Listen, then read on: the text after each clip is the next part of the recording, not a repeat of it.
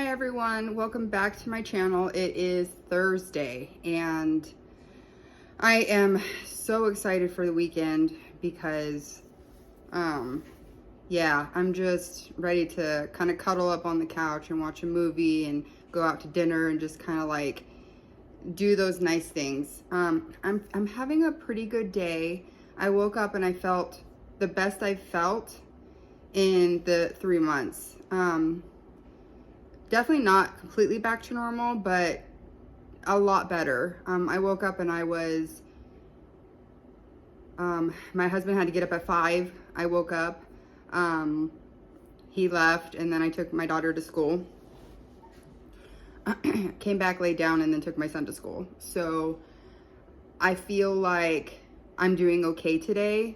I'm doing laundry, changing sheets, getting the house ready for my friend to come, and just, you know, getting everything back to normal, because I feel like I have a couple good days and then I have a few bad days where I just struggle to do anything. I kind of struggle to make phone calls. I feel really depressed and I feel just really not productive. So when I do have good days like today, I feel like I use that day to try to really get everything in order. So like do my emails, do the meal planning, just everything that I need to do, because if tomorrow is a really bad day, I have it all done and I'm not stressed about it. So that's kind of what I do, is just on the bad days, I don't feel super guilty, because on the good days, I fix everything and do everything. So doing all the bedding, which we have 5 beds, because my son has bunk beds, and my daughter has a bed, the guest room has a bed, and we have a bed. So I'm doing 3 beds today. My daughter's, mine, and my son's, and then the guest room and the bottom bunk, which my friend and her son's gonna sleep on, are gonna get done after. So I got it all, and I feel really, really happy about it.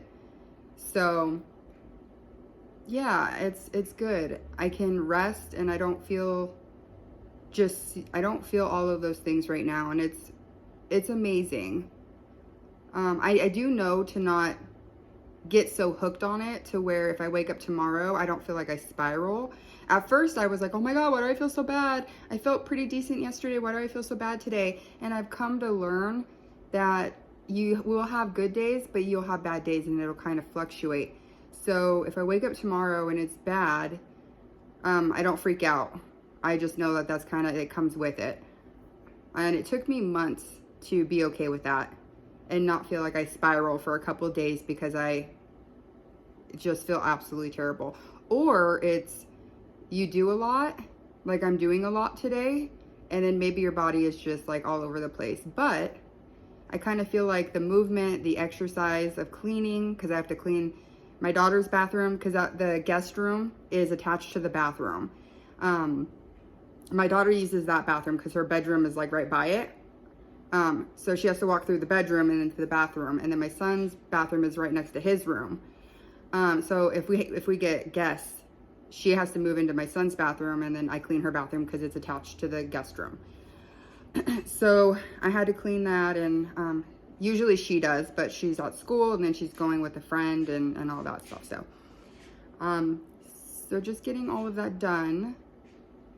And it feels really nice. If you are tapering and you have insomnia and you're extremely just awful, just take a deep breath. And,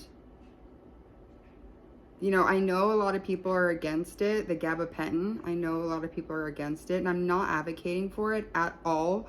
I'm not saying do it. I'm not saying like at all. But what I found that really helped me get through the really hard insomnia and the really hard days, that like if I didn't sleep for 2 days and then I would take 300 milligrams of Gabapentin.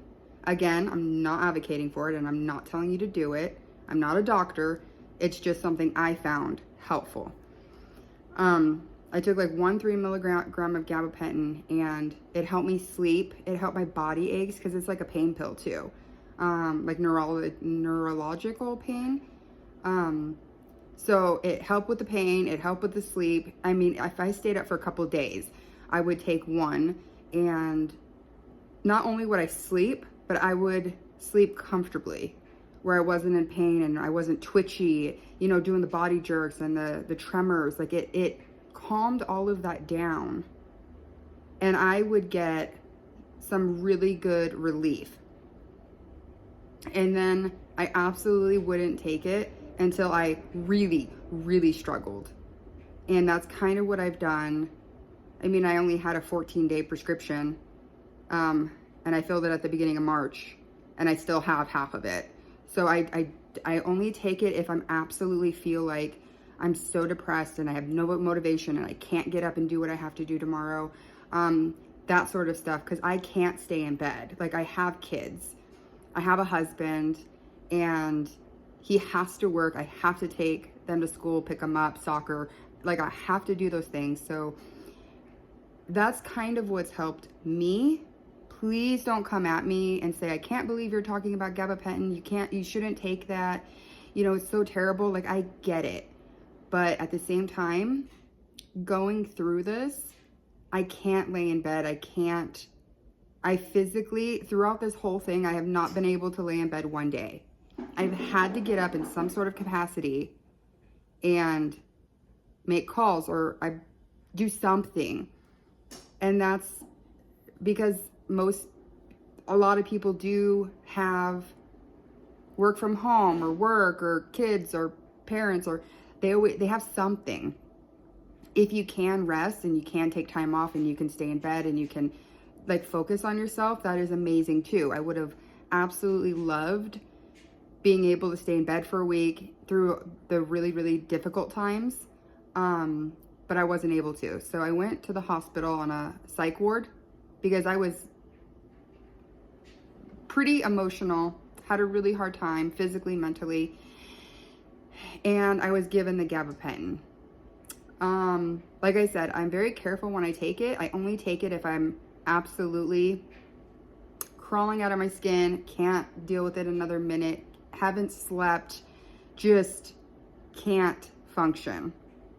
And then I take one, I sleep, and I get everything back, and then I feel okay.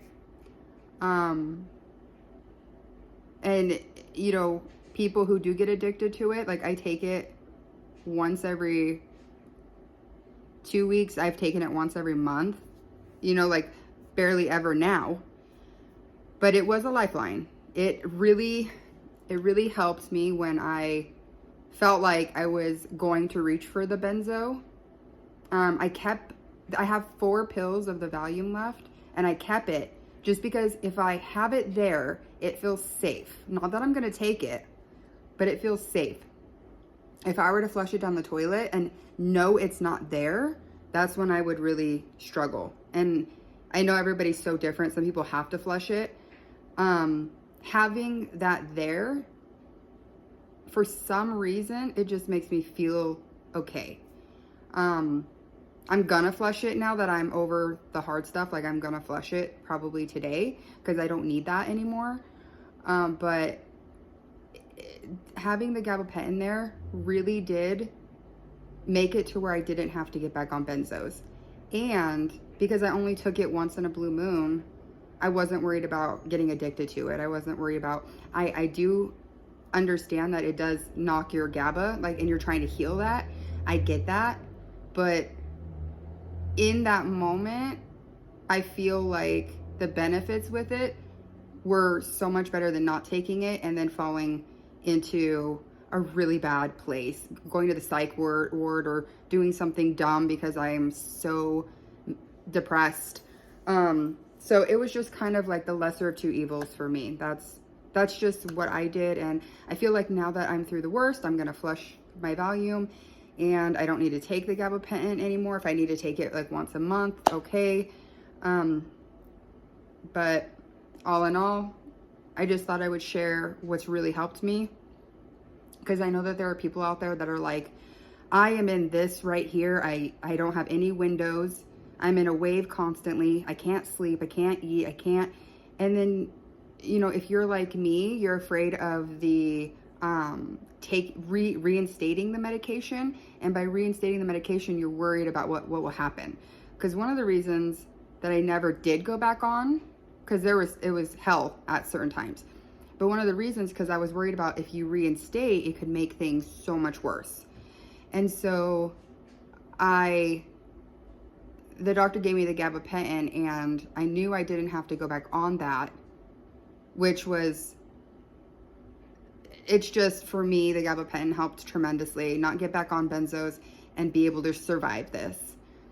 So if you're suffering tremendously and your body hurts and you're depressed and you're not sleeping, and you want to talk to your doctor about it, like I said, I'm not telling you to. I'm just, now that I am doing a little bit better, I still have bad days, but now that I'm doing a little bit better, I thought I would just share things that I did do when I was in a very bad place, physically and mentally, like the things that I did do.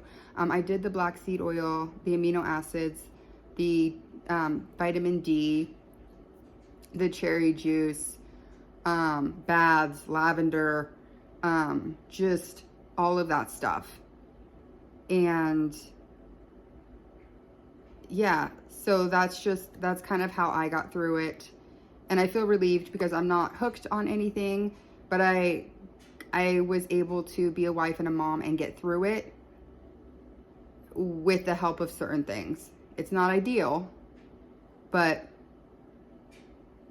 it's just what I had to do to survive this reality. So I hope this helps. I get a lot of people that say, like, what do I do? I'm in withdrawal so bad. I can't get out of it. I reinstated and I have this and I have that. My advice is talk to your doctor. Maybe ask them about gabapentin. Since it's not reinstating benzos, it might be a safer thing. I don't know, but I was just saying, talk to your doctor about it. It was just something when I went to the psych ward because I was so bad, that they gave me, and I just noticed how much it helped. You do want to be very careful with it because it does hit your GABA receptors. So I knew that, and I was very, very selective. It was seldom that I used it, but it was there. And when I did use it, it was nice to sleep and nice to not be in pain. And it kind of it filled my battery to where I could go the next day.